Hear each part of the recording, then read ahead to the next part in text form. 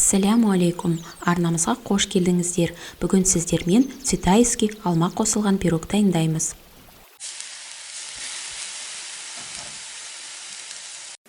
Алдымен қамырын дайындап аламыз. Ол үшін қаймақ, бір жұмыртқаның сарысы және қантты араластырып, әзірше шетке қоя тұрамыз.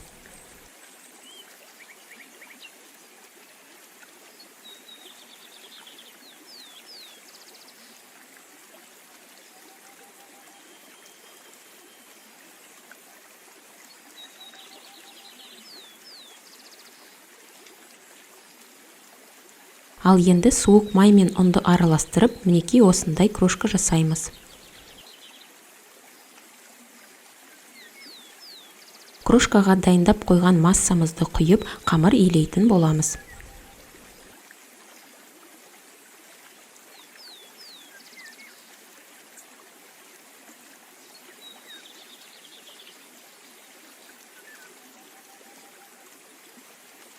Қамырды формаға жайып, мұздатқышқа 30 минутқа қоямыз.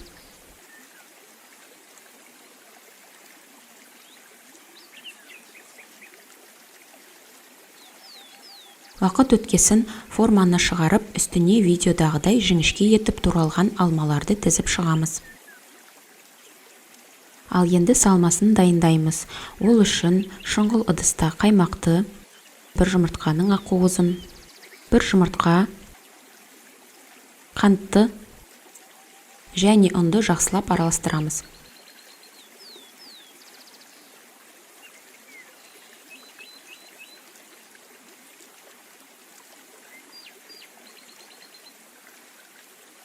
Ал енді осы массаны алмалардың үстіне біркелкі етіп құйып аламыз.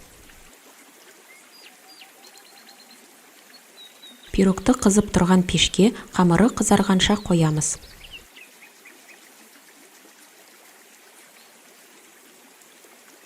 Пирогты толықтай суытып алып кесетін боламыз. Егер осындай пирог жасап көрмеген болсаңыздар, менің рецебімен дайындап көруге кеңес беремін. Және де арнамызды қолдап, видеоларымызға лайк басып, пікірлеріңізді жазуға ұмытпаңыздар. Астарыңыз дәмді болсын.